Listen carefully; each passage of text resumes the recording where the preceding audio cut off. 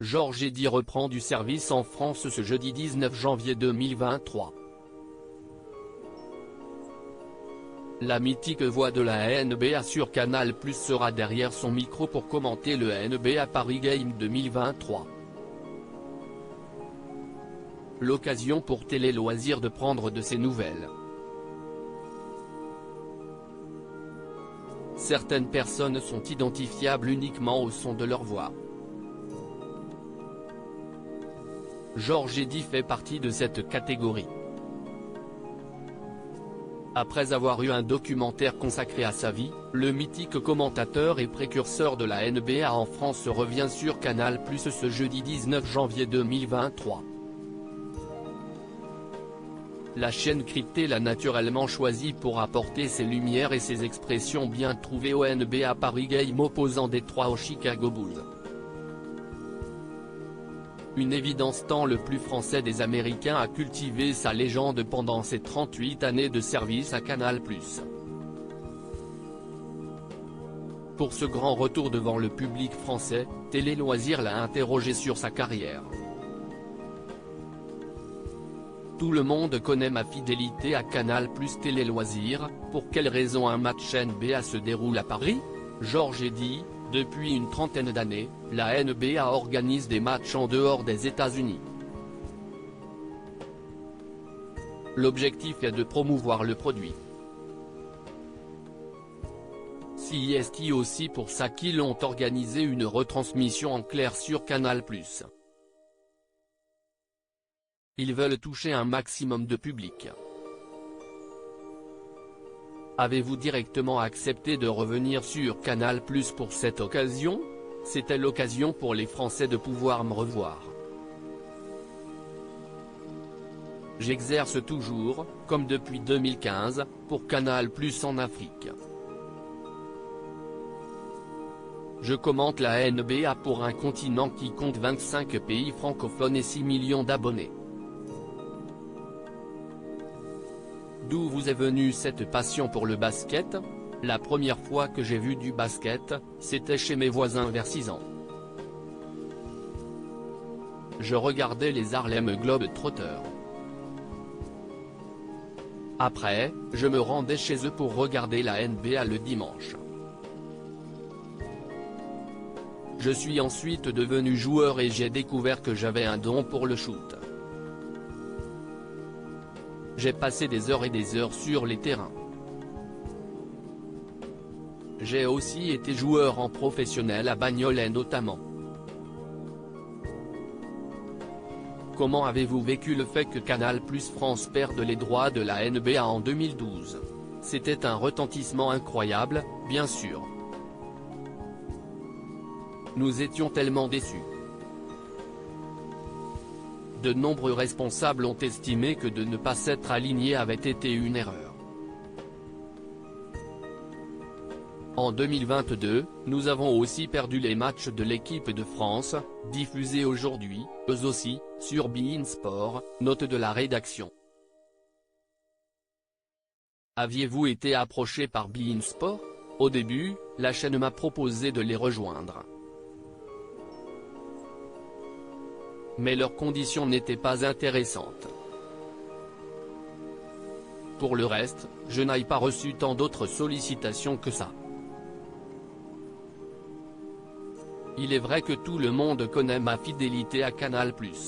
Mon accent a fait mon charme. Comment se passe votre arrivée à Canal+ en 1985?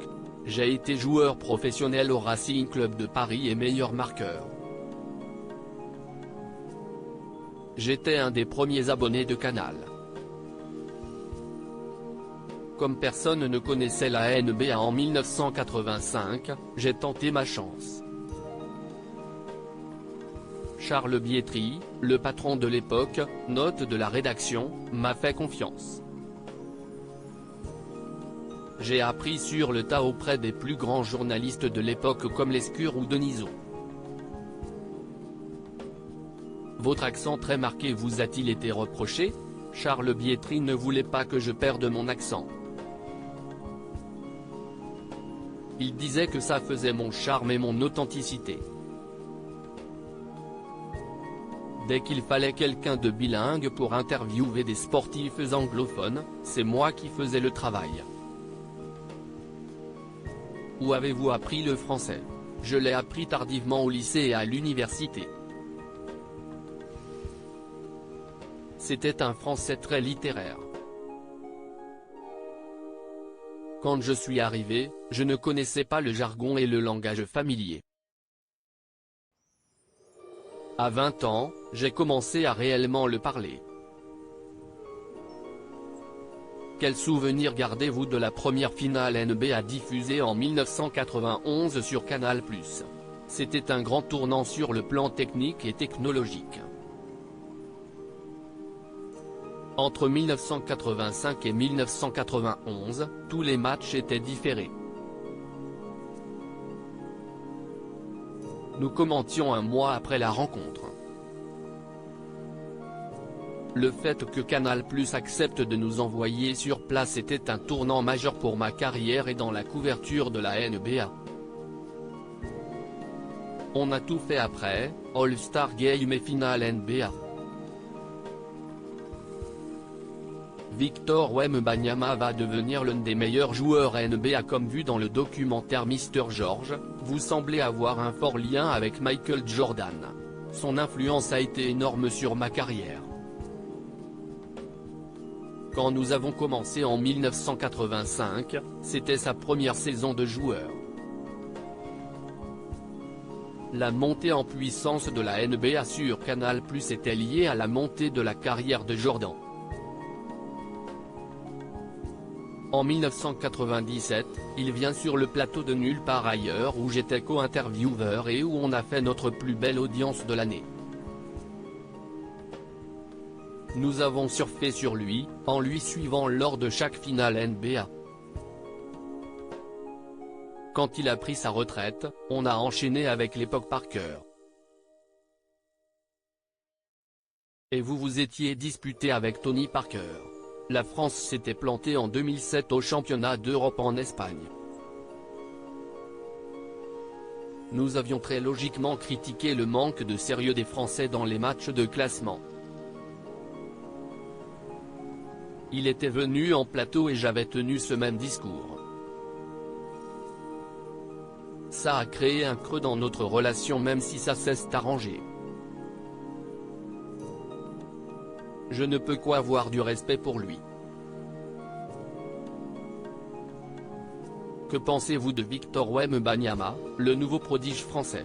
Il va probablement devenir l'un des meilleurs joueurs NBA très rapidement si sa santé suit.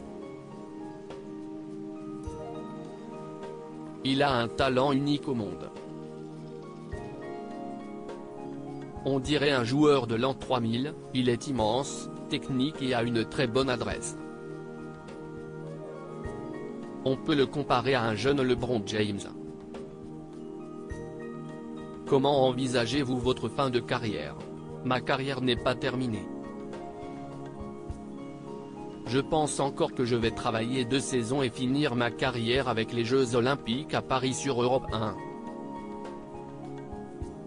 Après presque 40 ans de maison, je partirai à 68 ans. À lire aussi ça a eu des conséquences sur ma carrière, Georges Eddy, Canal+, revient sur sa grosse dispute avec Tony Parker.